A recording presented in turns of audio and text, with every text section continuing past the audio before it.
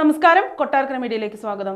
Summons നൽകി ചോദ്യം ചെയ്യാൻ വിളിപ്പിക്കുന്നവർക്ക് ഉറങ്ങാനുള്ള അവകാശം നിഷേധിക്കരുത് എന്ന് എൻഫോഴ്സ്മെന്റ് ഡയറക്ടറേറ്റിനോട് ബോംബെ ഹൈക്കോടതിയുടെ നിർദ്ദേശം. ഉറങ്ങാനുള്ള അവകാശം മനുഷ്യന്റെ അടിസ്ഥാന ആവശ്യങ്ങളിൽ ഒന്നാണെന്നും ബോംബെ ഹൈക്കോടതി വ്യക്തമാക്കി.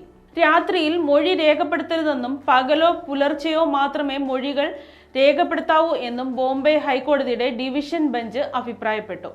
കള്ളപ്പണം വെളുപ്പിക്കൽ കേസിലെ അറസ്റ്റിനെ ചോദ്യം ചെയ്ത 64-കാരനായ റാം ഇസ്രാനി എന്ന മുതിർന്ന പൗരൻ നൽകിയ ഹർജിയിലാണ് ബോംബെ ഹൈക്കോടതിയുടെ സുപ്രധാന ഇടപെടൽ. ചോദ്യം ചെയ്യാൻ വിളിക്കുന്നവർ സമ്മതിച്ചാൽ പോലും രാത്രി ഉറക്കം നിഷേധിച്ചുകൊണ്ടുള്ള മൊഴിയെടുക്കൽ അപലപനീയമാണെന്ന് ബോംബെ ഹൈക്കോടതി വ്യക്തമാക്കി. സമൻസ് പുറപ്പെടുവിക്കുമ്പോൾ മൊഴി രേഖപ്പെടുത്തേണ്ട സമയം സംബന്ധിച്ച് സർക്കുലർ മാർഗനിർദ്ദേശങ്ങൾ പുറപ്പെടുവിക്കാൻ ഇഡിയോട് നിർദ്ദേശിക്കുമെന്ന് ഹൈക്കോടതി വ്യക്തമാക്കി. 2023 ഓഗസ്റ്റിലാണ് ഇഡി ഇസ്രാനിയെ അറസ്റ്റ് ചെയ്തത്. ഇഡിയുടെ അന്വേഷണവുമായി പൂർണ്ണമായും സഹകരിച്ചിരുന്നുവെന്ന് ഇസ്രാനിയുടെ അഭിഭാഷകൻ കോടതിയെ അറിയിച്ചു. 2023 ഓഗസ്റ്റ് 7 നൽകിയ സമൻസ് പ്രകാരം ഏജൻസിക്ക് മുമ്പാകെ ഹാജരായിരുന്നു. പുലർച്ചെ 3 മണിവരെ ഇഡി ചോദ്യം ചെയ്തു. പിറ്റേന്ന് കേസിൽ അറസ്റ്റ് രേഖപ്പെടുത്തി.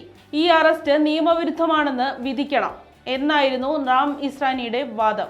ജസ്റ്റിസുമാരായ രേവതി മോഹിതെ ദേരെ, മഞ്ജുഷ ദേശ്പാണ്ഡെ എന്നിവരടങ്ങിയ ബോംബെ ഹൈക്കോടതിയുടെ ഡിവിഷൻ ബെഞ്ച് ഈ ആവശ്യം അംഗീകരിച്ചില്ല.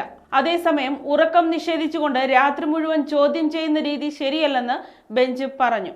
അതേസമയം രാത്രിയിൽ മൊഴി രേഖപ്പെടുത്താൻ ഇസ്രാനി സമ്മതം നൽകിയിരുന്നതായി അന്വേഷണ ഏജൻസിയുടെ അഭിഭാഷകൻ കോടതിയെ അറിയിച്ചു. സ്വമേധയാണെങ്കിലും അല്ലെങ്കിലും പുലർച്ചെ 3:30 വരെ ഹർജിക്കാരന്റെ മൊഴി രേഖപ്പെടുത്തിയ രീതി അപലപനീയമാണെന്ന് കോടതി വ്യക്തമാക്കി.